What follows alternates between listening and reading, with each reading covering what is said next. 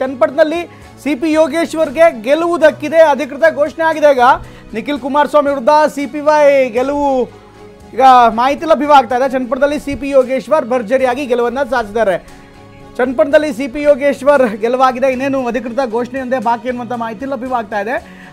ಇನ್ನೇನು ಕೆಲವೇ ಹೊತ್ತಿನಲ್ಲಿ ಸ್ಪಷ್ಟವಾದಂಥ ಅಂಕಿಅಂಶ ಕೂಡ ಸಿಗುತ್ತೆ. 19ನೇ ಸುತ್ತಿನಲ್ಲೂ ಕೂಡ ಸಿಪಿ ಯೋಗೇಶ್ವರ್ 26,929 ಮತಗಳನ್ನು ಮುನ್ನಡೆಯನ್ನು ಕಾಯ್ದುಕೊಂಡಿದ್ದಾರೆ. ಇನ್ನು ಒಂದು ಸುತ್ತು ಮತ ಎಣಿಕೆ ಮಾತ್ರ ಬಾಕಿ ಇದೆ.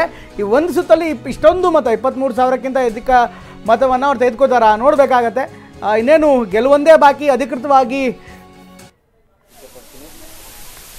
ಇವತ್ತು ಇಡೀ ಸರ್ಕಾರ ಬಂದು ಹಣದ ಹೊಳೆ ಸುರಿಮಳೆಯನ್ನು ಉಪೇಕ್ಷಿಸಿಕೊಂಡು ಇವತ್ತು ಕಾಂಗ್ರೆಸ್ ಪಕ್ಷ ಮುಂದೆ ಬಂದಿದೆ.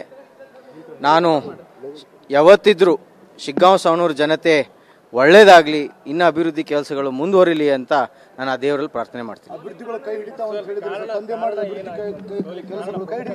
ಕಾರಣಗಳನ್ನು ನಾವೀಗ ಕುತ್ಕೊಂಡು ಬೂತ್ ವೈಸು ನಾವು ಲೆಕ್ಕಾಚಾರವನ್ನು ಮಾಡಿ ಮುಂದಿನ ದಿನಗಳಲ್ಲಿ ನಾವು ಅದನ್ನು ಮುಂದುವರಿಸ್ತೀವಿ.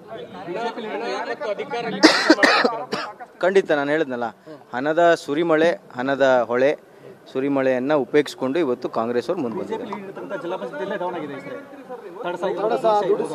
ಅದೇ ಎಲ್ಲ ಅನಾಲಿಸಿಸ್ ಮಾಡ್ತೀನಿ. ನಾವು ನಮ್ಮ ಟೀಮನ್ನು ಕುತ್ಕೊಂಡು ನಾವೆಲ್ಲ ಹಿರಿಯರು ಎಲ್ಲ ಯುವಕರನ್ನೆಲ್ಲ ಕರ್ಕೊಂಡು ಅನಾಲಿಸಿಸ್ ಮಾಡಿ ಅದರದ್ದು ಏನು ಪರಿಣಾಮ ಬಿದ್ದಿದೆ ಅಂತ ನಾವು ಅನಾಲಿಸಿಸ್ ಮಾಡ್ತೀವಿ.